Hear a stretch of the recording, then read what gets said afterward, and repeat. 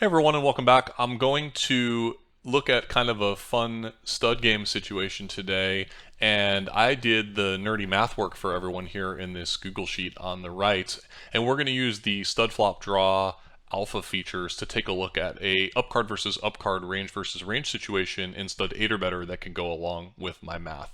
And the situation is as follows. You know, you're playing at a regular table, a full table. I have 6 players dealt in my math example here in a very normal structure. This usually happens in tournaments, but it can also happen in a cash game.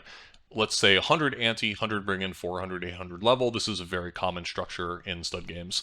So the pot has 700 in it, which is the 6 antes plus the bring in. And I wrote here that you can choose to limp for 100, you can raise to for 400, and these are your pot odds for both limping and raising.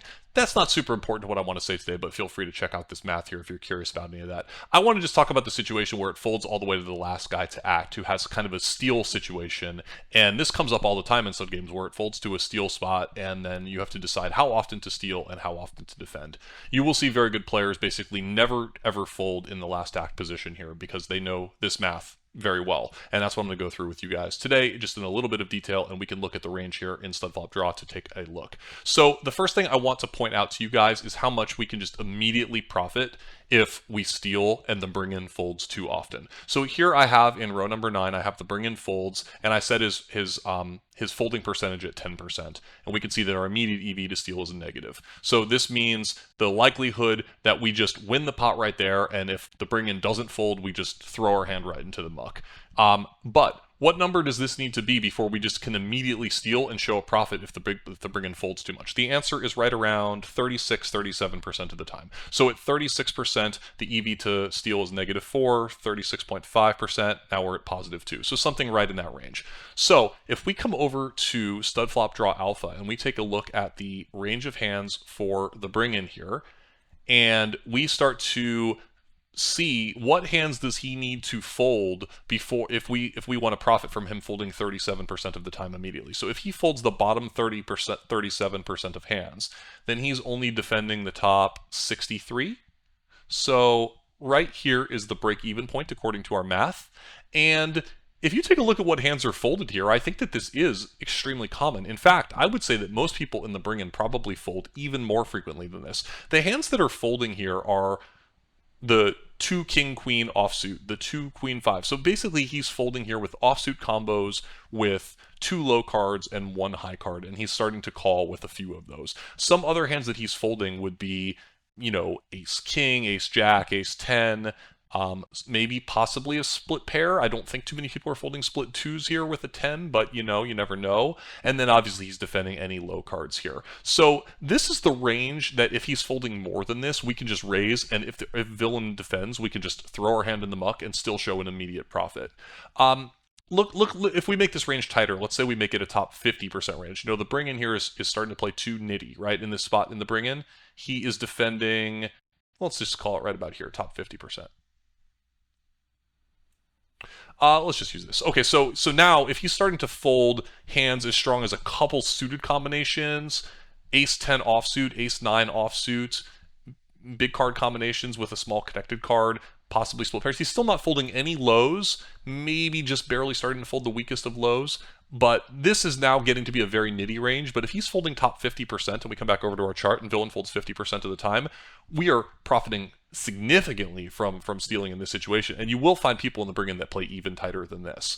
Okay, but so far we've only been making one assumption, right? Which is that we nothing good can happen to us after we continue if the bring-in defends. But now let's look at a situation where the bring-in is only folding a little bit of the time. Let's say the bring-in folds maybe only 10% of the time.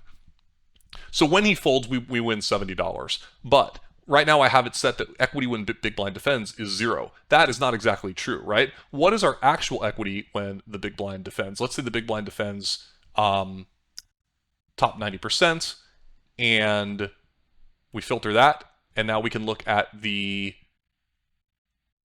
9 of spades equity in the situation range versus range. We're going to have significant equity in stud 8 or better. It may be a little bit tricky and difficult to play, but that is a problem to solve. Look, we're doing fine here just raising in the dark. Even our weakest hands, if we look at the red, our weakest hands have around 40% hot and cold equity here. 39.7, 39.1, that's about as low as I'm able to find us. 39.1% equity is the weakest hand that I can find in this entire range for the 9 stealing here, with something like 10-9 deuce offsuit, is still having 39.1% equity. So if we give ourselves 39% equity when the big blind defends, look how much real EV we're generating here at the bottom because of the combination of the 10% fold equity along with the actual equity that we have to still win the hand.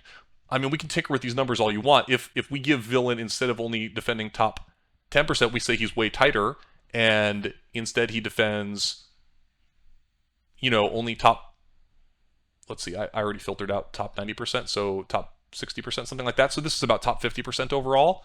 So now he's folding 50% of the time. We're winning immediately overall. Here, let me click. Let's compare the math. So here we win $342. If villain plays way tighter and folds 50% of the time, but now when we called, we have one of the weakest hands that we can have. If we look at our equity here, now let's find the weakest hand that we can have. We still have sizable equity, guys. It's not that bad. We have 35.5% equity against that tighter range. We are still doing okay against even the best. When villain's only defending a stronger range, we still have 35% equity. So now we're profiting even more if villain's folding more. So we increased our equity by another $110 here because villain just overfolded too much. So this is really, really, really important to understand how stud games work. Yeah, you're going to have a lot of hands that are difficult to play. You're going to have a lot of hands that you think, how can 10-3-9 rainbow have 37% equity? But it does. In stud 8 or better, hands run close, and when villain is playing this relatively strong, reasonable range here, he's still going to have all sorts of hands that we have piles of equity against. So the main thing to look for is villain just overfolding the bring-in initially, and then realizing that we still have equity even when the villain defends. In fact, if you're uncomfortable playing the hand, but you know your opponents are playing too tight in the bring-in, even if you just give yourself 0% equity when opponent defends and you just throw your hand in the muck, you can make money in this spot if your opponent overfolds by even a little bit here. So there are a lot of ways to steal in the stud games, but this is just a kind of a no-brainer situation where people are not defending wide enough. And so you need to look at it from the other side too. When you're the bring-in, you need to make sure you're not making life too easy on that last act stealer. Otherwise, he's just going to profit instantly from your overfolding when there's so many antes already in the middle. This is how stud games work. It's all about stealing the antes. When there's a bunch of money in the middle, you need to play these marginal hands. You need to be willing to defend and get in there and gamble a little bit, because otherwise you can see how easy it is for the stealer to profit even when he has a completely trash hand. So let me know what questions that raises for you. I think this is something that's like kind of intuitive to me as an experienced high stakes player, but it's not always comfortable playing these marginal hands. And I know you guys may have questions about what I'm saying here. Let me know if you think I did anything wrong on the math here. I'm pretty confident I got all these EV calculations right, but I'm always open to feedback. And thanks for your time. And let me know what questions and comments you have in the comments, and I'll see you guys next time. Thanks.